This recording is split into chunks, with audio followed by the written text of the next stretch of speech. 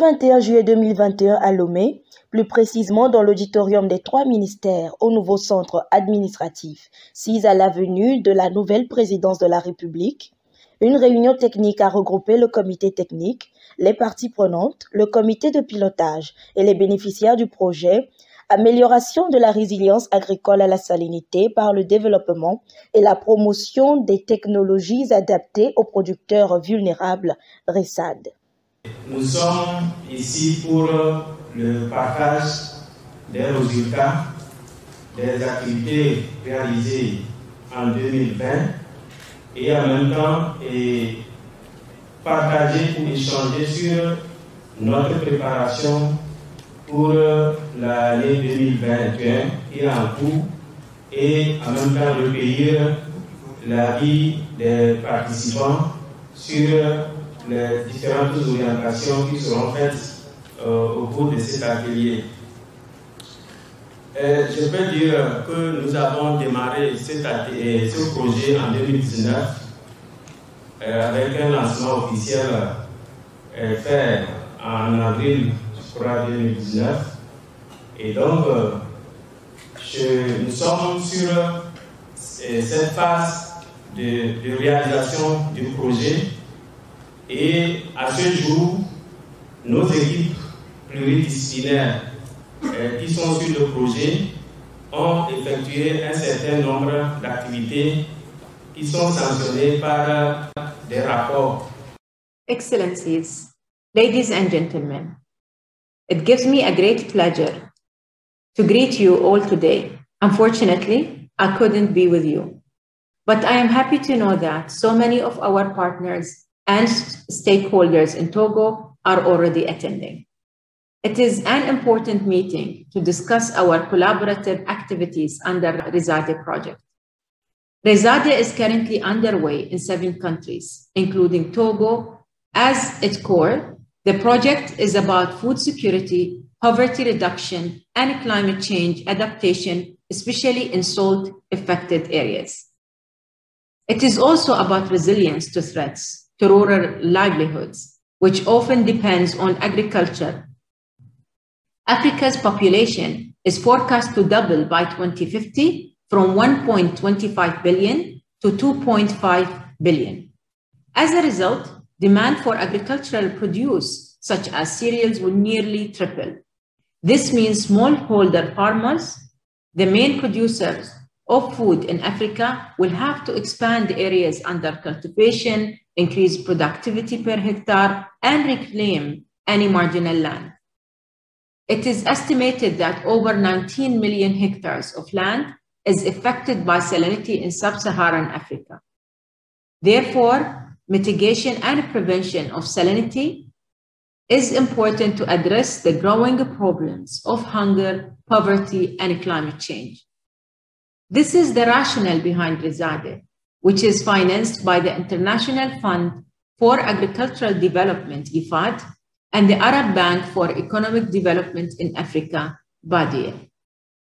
We have been working with the National Research Institution in Botswana, the Gambia, Liberia, Namibia, Mozambique, Sierra Leone, and Togo to help smallholder farmers in salt-affected areas adopt new approaches that can improve their yields and income.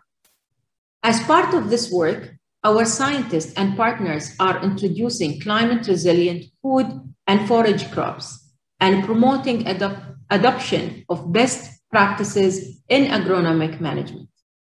In this regard, I would like to specially thank the ITRA team under the leadership of the Director General and Dr. Chantal for the excellent work and results achieved so far. C'est donc clair qu'il est question de résoudre la problématique de la sécurité alimentaire pour une population à la démographie sans cesse galopante tout en considérant aussi le facteur sol.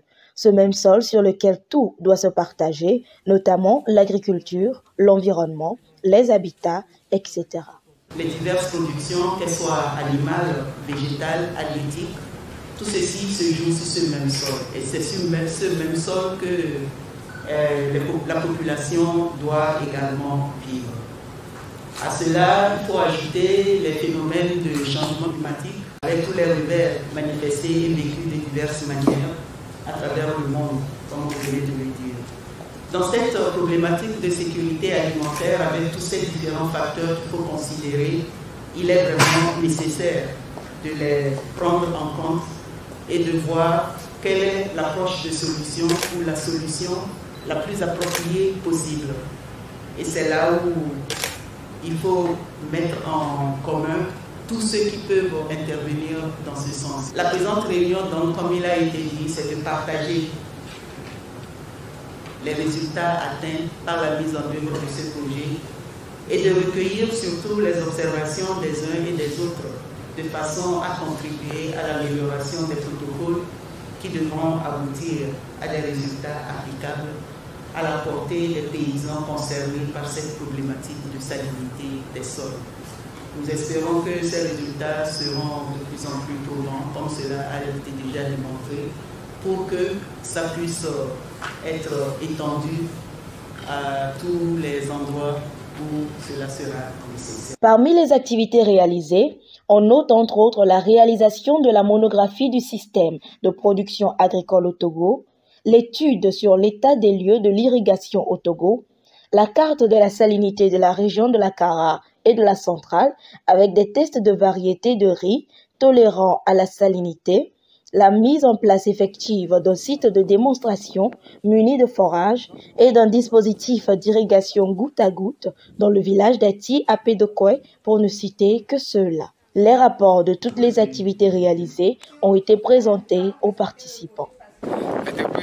C'est vrai que depuis que l'ITRA est venu chez nous à Ati à Pédokoué, ils se sont mis à essayer plusieurs technologies et en même temps, ils sont en train de renforcer nos capacités sur ce que nous devons faire pour que malgré la présence de la salinité dans nos sols, nous puissions continuer nos activités agricoles et vivre de cela.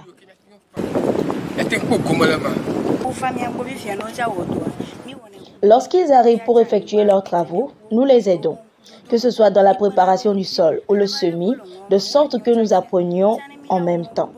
Si je prends par exemple le riz, nous avions l'habitude de faire des semis directs à la volée et cela ne produisait pas beaucoup.